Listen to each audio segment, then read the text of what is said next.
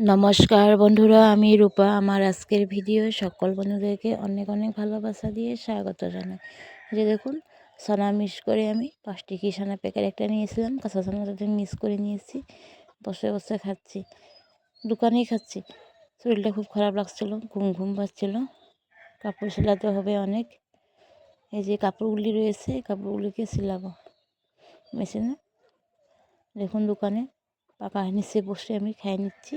খেয়ে জল খেয়ে ওখানে প্রায় বিকাল 3টা বাজে। কাপড়গুলিকে সেলাবো। কাঁচা লঙ্কাগুলিকে ফেলে দিচ্ছি, অনেক ঝাল দেয়।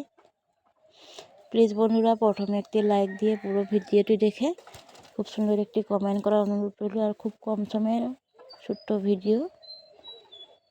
যে বাড়ি এসে দেখুন, আমি ডালের বড়া করে আলু দিয়ে রান্না করব। আলুটাকে সিদ্ধ করে ভেঙে নিয়েছি। আর ডালটাকে বেটে পরিমাণ মতো নুন, হলুদ, ধনেপাতা আর কালো জিরা দিয়েছি। বড়াটা করে ঝোল করে নিব। আর ছোটো মাছের চচ্চড়ি করব, সেটাকে অল্প শেয়ার করে দিচ্ছি। এভাবে করে আমি বড়াগুলিকে ভেজে নিচ্ছি। ডালের বড়া করে তরকারি করলে আমার বর, আমার মেয়ে, ভাবছি দুজনে খুবই ভালোবাসে খেতে। রান্নাটা হয়ে গেলে আমি ছোটো মাছের চচ্চড়ি করব।